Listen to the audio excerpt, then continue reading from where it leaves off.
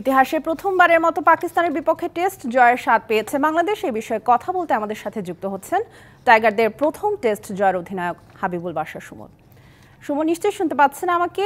আপনার নেতৃত্বেই তো প্রথম টেস্ট জিতেছিল বাংলাদেশ। তার প্রায় ১৯ বছর পর পাকিস্তানের বিপক্ষে প্রথম টেস্ট জয় পেল টাইগাররা। পুরো ম্যাচটাকে কিভাবে বিশ্লেষণ করবেন? First of all congratulation two Bangladesh cricket team. আমি ভীষণ খুশি, আপনিও নিশ্চয়ই খুব খুশি, আমরা সবাই খুব খুশি।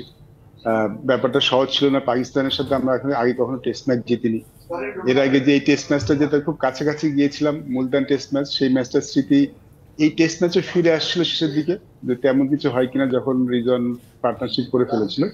But it is a wonderful victory, total team effort, recording in progress, total team effort. এবং এখানে আমি বলবো যে সবাই কন্ট্রিবিউট করেছে, বোলাররা, ব্যাটাররা। স্পেশালি যখন প্রথম ইনিংসে একটা দল 450 করে ফেলে, সেটা টপকিয়ে লিড নেওয়া, একটা ফ্ল্যাট ব্যাটিং উইকেট, আমি বলবো উইকেটটা তেমন বেশি ক্রিয়েট করেনি, সেখানে আমাদের বোলাররা অসাধারণ বোলিং করেছে সেকেন্ড ইনিংসে। এবং তারপরেই আসলে জয়টা সহজ, কারণ এই উইকেটটা কিন্তু অন্যরকম উইকেট ছিল না যেখানে আপনি বল করবেন উইকেট পেয়ে যাবেন। I think full credit goes to our bowlers এবং একই সাথে আমাদের ব্যাটার্স ডেফিনেটলি, বিকজ মুশফিক রহিমের ইনিংসটা না হলে হয়তো আমাদের রানটা তো বেশি হতো না। মিরাজ ভালো সাপোর্ট দিয়েছেন, শুরুতে সাদমান ভালো ব্যাটিং করেছেন। আমি বলবো এই টেস্ট ম্যাচটা আমরা যে টিম গেম খেলার কথা বলি, এটা the total team game, total team effort, এবং credit goes to all the players. I mean winning a test match is always a wonderful thing. ODI কিংবা টি-20 আপনি একটা ভালো দিনে যেতে পারবেন, বা টেস্ট ম্যাচ জিততে কিন্তু অনেক কিছু ভালো ঠিক মতো হতে হয়। আমার মনে হয় যে just a fantastic test match, just so happy. ব্যক্তিগতভাবে এত ভালো লাগছে আমার, টেস্ট ম্যাচ জিতলাম পাকিস্তানের মাটিতে প্রথমবার মতো। Hats off to Bangladesh cricket team. Suman, চতুর্থ দিন শেষেও তো আসলে মনে হচ্ছিল যে টেস্টটা ড্রয়ের পথে যাচ্ছে, সেখানে শেষ দিনে এসে কিন্তু আমরা স্পিন ম্যাজিক দেখলাম। স্পিনারদের এই মিরাকেল কিভাবে ব্যাখ্যা করবেন, বিশেষ করে সাকিব এবং মিরাজের বিষয়টা? আমার মনে হয় না তার উইকেট থেকে খুব বেশি সাহায্য পেয়েছেন। আমাদের তো সবসময় বলা হয় উইকেটটা, স্পিনার উইকেটের সাহায্য নিয়ে উইকেট পেয়ে থাকেন, কিন্তু আপনি যদি দেখেন ইভেন ফোর্থ ডে পরেও কিন্তু পাকিস্তানি ক্যাপ্টেন কিন্তু বলেছিলেন যে উইকেটটা আসলে বেশি ফ্ল্যাট, এখানে বোলারদের তেমন কিছু করার নেই। এবং ফিফথ ডে যে খুব বেশি ডিটিরিয়েট করেছে তেমনও না। আমার মনে হয় প্রথমে ফাস্ট বোলাররা সূচনাটা এগিয়ে দিয়েছিলেন, সেই শুরুতে যেটা দরকার সেটা করেছিলেন। এবং মিরাজ এবং সাকিব ওয়াজ ওয়ান্ডারফুল, মানে ফ্ল্যাট ব্যাটিং ট্র্যাকে একটু সাহায্য পেয়েছেন। ইয়েস, তারা হয়তো একটু সাহায্য পেয়েছেন, যেটা খুব স্বাভাবিক, ফিফথ ডে একটু সাহায্য পেয়ে থাকেন। বাট আমার মনে হয় যে অতটা তেমন কিছু ছিল না, জাস্ট ওয়ান্ডারফুল বোলিং।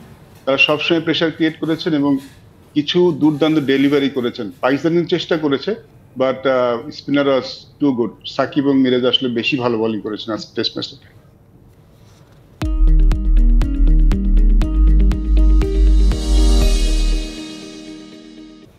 সুমন, ২০০৩ সালের মুলতান টেস্টের প্রসঙ্গে একটু কথা বলতে চাই। একেবারে জয়ের দ্বার প্রান্তে এসে বাংলাদেশ হেরেছিল, সে স্মৃতি নিশ্চয়ই আপনার মনে আছে।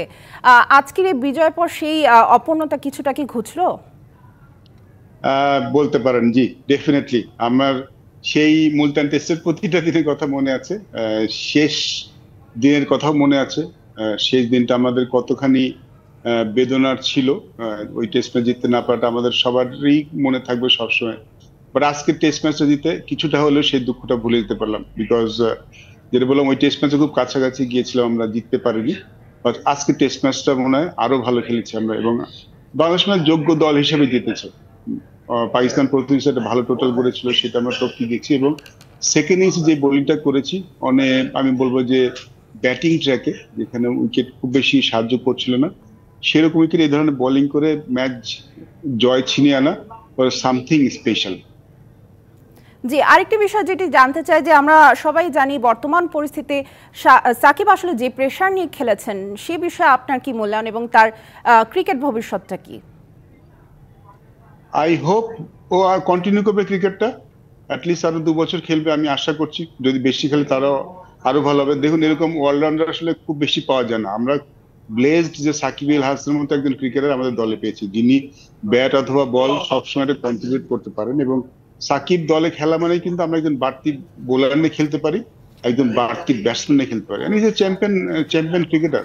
এবং দেখবেন যে আপনি আমাদের যে জয়গুলো এসেছে কঠিন মুহূর্তে, সবসময় সাকিব কিন্তু হাতটা এগিয়ে দিয়েছেন। সাকিবের মতো খেলার দলে থাকাটা সবসময় ব্লেসিং। সাকিবের বিষয়ে আরেকটি যেটি জানতে চাই যে দর্শকদের অনেকে সাকিবের বিশাল বড় ফ্যান হয়ে থাকেন, আবার অনেকের কিন্তু নানা ধরনের অভিযোগও থাকে। ভক্তদের উদ্দেশ্যে আসলে সাকিবের ভক্তদের উদ্দেশ্যে কি বলতে চান? ঠিক এই মুহূর্তে আমি জয়টা সেলিব্রেট করতে চাই। প্রথম টেস্ট ম্যাচ জিতেছি, এটা সম্পূর্ণ একটা অনেক বড় বিষয়, সে সেলিব্রেট করছে। এবং আমি সাকিবের যারা ভক্ত, আমি দেখুন আমরা সবাই আসলে বাংলাদেশ ক্রিকেটের ভক্ত, এবং বাংলাদেশের ক্রিকেট যদি আমরা সবাই তো চাই বাংলাদেশ ক্রিকেট এগিয়ে যাক, বাংলাদেশ ক্রিকেট ভালো ভালো বড় বড় জয় ছিনিয়ে আনুক। এই জন্য কিন্তু সাকিব আল হাসানের মধ্যে খেলার কিন্তু দলে খুবই প্রয়োজন। সাকিবের দলে থাকা মানে শুধু সাকিবের পারফরমেন্স নয়, এই দলে কিন্তু কিছু নতুন খেলোয়াড় আছেন, তাদেরকে কিন্তু সাকিব গাইড করতে পারেন। এই কঠিন পরিস্থিতিতে ওর যে অভিজ্ঞতাটা, সেটা কিভাবে ফেস করতে, সেটা তিনি শেখাচ্ছেন। আপনি দেখবেন যে থ্রুআউট দ্য টেস্ট ম্যাচে কিন্তু সাকিব শুধু বোলিং করেননি, বাকি বোলারদের কিন্তু পরামর্শ দিয়েছেন, মিরাজকে অ্যাডভাইস করেছেন, নতুন বোলার নাহিদ রানাকে বুঝিয়েছেন কিভাবে বল করতে হয়। আমাদের সাকিবের যে এক্সপিরিয়েন্স সেটা আমরা খুব ভালোভাবে ব্যবহার করছি। এবং সাকিবের শুধু পারফরমেন্স, সাকিবের দলে থাকাটাও কিন্তু দলের জন্য অনেক বড় প্লাস পয়েন্ট। হাবিবুল বাশার সুমন, অনেক ধন্যবাদ আমাদের সাথে যুক্ত হবার জন্য। ধন্যবাদ আপনাকে।